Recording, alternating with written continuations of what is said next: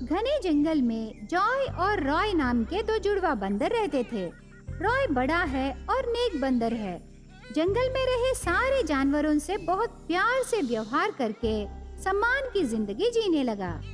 रॉय हर समय लाल कलर का शॉल पहनकर रहता था, लेकिन जॉय उसके भाई से बहुत अलग था। वो जंगल में रहे हर एक जानवर का मजाक उड़ाकर, उसे छिड़ा के कभी कभी उनका आहार भी चुरा लेता था। वो सबका उल्लंघन करता था। जॉय नीले रंग का शॉल पहनता था। जॉय का व्यवहार देखकर भी रॉय उसे कुछ भी नहीं कहता था। ऊपर से अगर कोई जॉय के बारे में शिकायत करने से रॉय बिल्कुल नहीं सुनता था। एक दिन जंगल का राजा सिंघम रॉय बंदर को गुफा के पास बुलाकर, रॉय, तेरे भाई का व्यवहार ठीक नहीं है।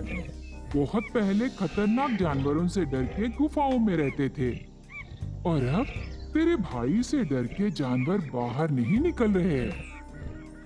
महाराज, आप मेरे भाई को गलत समझ रहे हैं। वो गलत काम कभी नहीं करेगा महाराज। कभी कभी मजाक कर लेता है और ये सारे जानवर उसे गलत समझ रहे हैं। तुम्हारा मतलब क्या है रॉय? क्या मैं बिना विचार किए तुम्हें यहाँ यूं ही बुलाया? मेरा मतलब वो नहीं था महाराज। बस करो रॉय, मैं तेरे बारे में जानता हूँ। इस बार के लिए मैं तेरे भाई को माफ कर दूंगा, लेकिन फिर कभी ऐसी गलती दोहराने से उसे मैं बिल्कुल नहीं छोड़ूंगा रॉय। ऐसे सिंघम कहकर वहाँ से चला जाता है। सिंघम रॉय से ऐसे कहने पर उसे बहुत गुस्सा आता है। इतने दिन रॉय जॉय की बदमाशी बहुत सह रहा था। रॉय सीधा जॉय के पास जाकर, जॉय, कल तुम जंगल में कोई बदमाश काम या कोई चोरी किए क्या? नहीं भैया, कल तो मैं घर पर ही था। जॉय झूठ कहता है।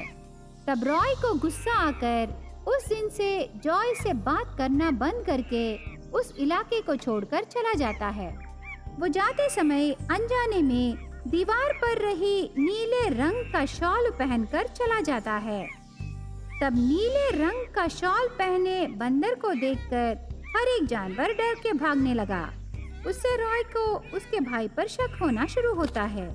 थोड़ी दूर रॉय जाने के बाद बगीचे के रखवाले भेड़िया आकर रॉय पर वार करते हैं। तब रॉय ने, रुक जाओ, क्यों मेरे ऊपर वार कर रहे हो? मैंने क्या किया?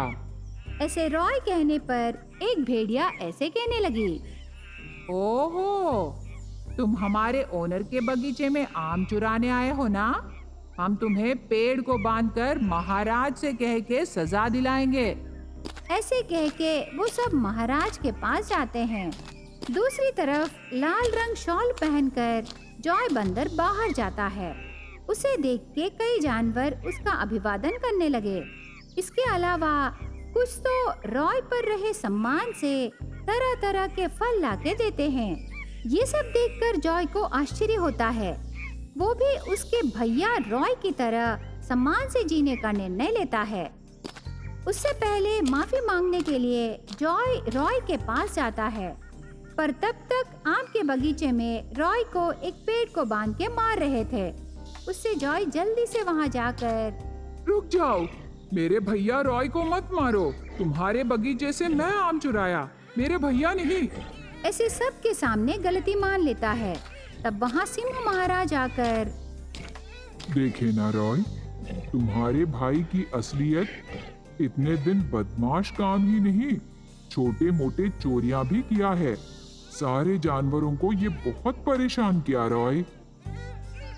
मेरे भाई के बारे में मैं जान गया महाराज। आपके आइडिया के मुताबिक हमारे शॉल्स एक्सचेंज करने पर हमें अभी पता चला कि बाहर हमारा सम्मान कितना है। ऐसे रॉय कहकर महाराज के सामने सर झुका लेता है। अब रॉय को उसकी गलती का एहसास होकर वो सजा भुगतने के लिए रेडी होता है, लेकिन पश्चाताप ही सबसे बड़ी सजा है। इसीलिए सिंह महाराज जॉय को माफ कर देता है।